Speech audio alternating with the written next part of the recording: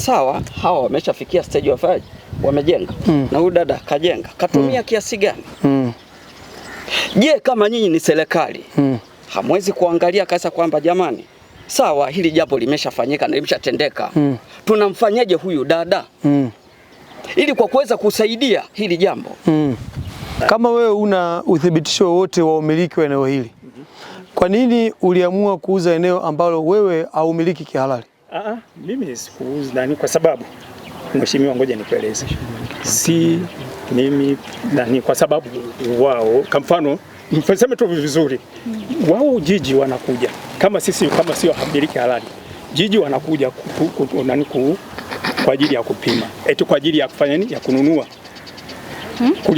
kununua, wanakuja. Hata juzi wamekuja. Sasa hivi sheria iko wazi, ili ni jiji, uruhusiwi kujenga mpaka upate kibali cha ujenzi kutoka kwenye mamlaka husika. Hilo moja. La pili, uruhusiwi kununua ardhi yoyote kama haujafika ofisi za ardhi kujiridhisha eneo hilo limepangwa kwa matumizi gani, na huyu anayekuuzia ana mamlaka au yani ana hiyo ardhi ni ya kwake. Hauruhusiwi. Kwa hiyo kitendo cha kununua ardhi kinyemela, hiyo maana yake uwe mwenyewe umeamua. Kitendo cha kujenga jijini hapa bila kufuata kibali, hiyo mwenyewe umeamua. Nitasimamia sheria za ardhi ziendelee kuapply hasa kwenye maeneo yanayokuwa haya. Dodoma ndo Tanzania. Mtu yeyote akija Tanzania, akija Dodoma, tujue amekuja wapi? Tanzania. Lazima tupange maeneo haya ambayo tuna uwezo nayo sasa hivi. Ndio maana mpaka sheria tukatunga ili kurasimisha maeneo yote ambayo mmejengeka kiolela, tuwapange angalau vizuri, kuonekane kuwa na nini na ramani mpite.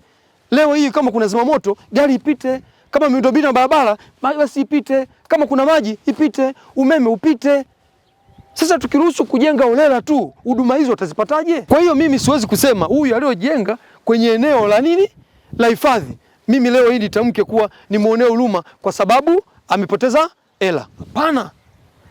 Ninafanya kazi hiyo kwa ajili ya maslahi mapana ya watu milioni 61,700,000. Kwa ndio maana nasema kabla hatujasema lolote abomoe huyu bwana. Kabla sijasema, nimewaambia, nimewapa kazi. Kwanza waende kwenye master plan, waje kunyonyesha ramani ya eneo hili, tuje tena kuja kuhakikisha nyumba hii kweli imekaa bondeni, yani imekaa sehemu ya hifadhi au sio hifadhi.